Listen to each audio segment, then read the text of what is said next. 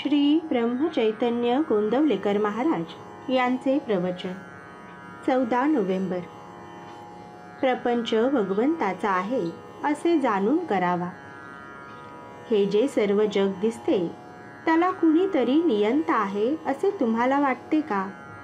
एखाद्या नास्तिकाला विचारले की हे जग कुणी निर्माण केले, तर तो काय सांगेल तर 5 भौतिक तत्वापासूनच याची उत्पत्ती झाली आहे. पण ही तत्वे कुणी निर्माण केली? त्यावर तो सांगेल हे मात्र काही कळत नाही. पण जे कळत नाही त्याला सुद्धा कुणीतरी करता असलाच पाहिजे.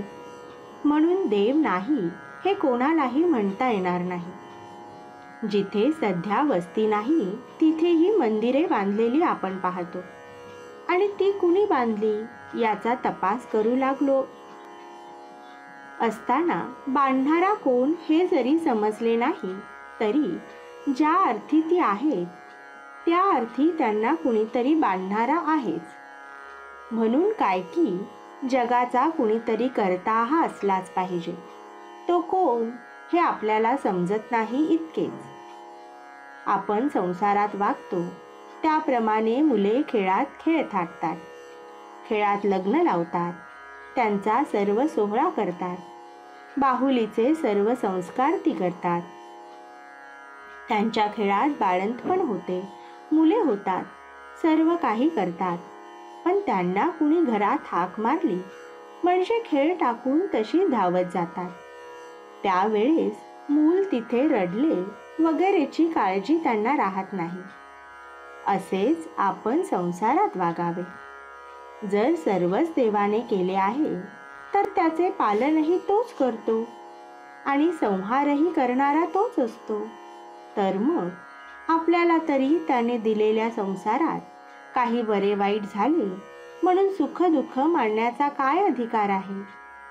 समजा आपण एक घर भाड्याने घेतले आहे. त्याचे आपण बरीच वर्षे भाडे भरतो आहोत. पुढे जर आपण ते घर माझेच आहे असे म्हणू लागलो तर तो मालक ऐकेल का? तो काहीही उपायाने आपल्याला घरातून काढून लावेल की नाही?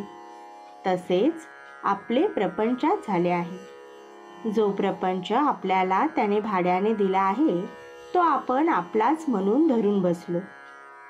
परंतु त्याला वाटेल तेव्हा आपल्याला काढून लावता येणे शक्य असताना आपण तो आपला म्हणून कसे म्हणावे? तर तो त्याचा आहे असे समजून वागावे आणि जेव्हा तो आपल्याला न्यायला येईल तेव्हा जाण्याची आपली तयारी ठेवावी. म्हणजे संसारात सुख दुःखे बाधत नाहीत. आपण भजनाला लागलो तर प्रपंच कसा चालेल याची काळजी करू नये. भजनाला लागल्यावर तुकाराम महाराजांसारखे झालो तर वाईट काय? बरे, तसे न झाले तर प्रपंच चालूच आहे. प्रपंचात नुसते रडत बसण्यापेक्षा आनंदाने रामनामात राहूया. सर्व हवाला रामावर ठेवून थोडे दिवस तरी राहून पहा. मन खास चिंतारहित होईल, पूर्ण निष्ठा उत्पन्न होईल. आजचे बोधवचन. हे सर्व विश्व व अखिल प्रपंच ईश्वराचा आहे. प्रपंच ज्याचा आहे त्यास तो देऊन टाकून आपण मोकळे व्हावे. जानकी जीवन स्मरण जय जय राम.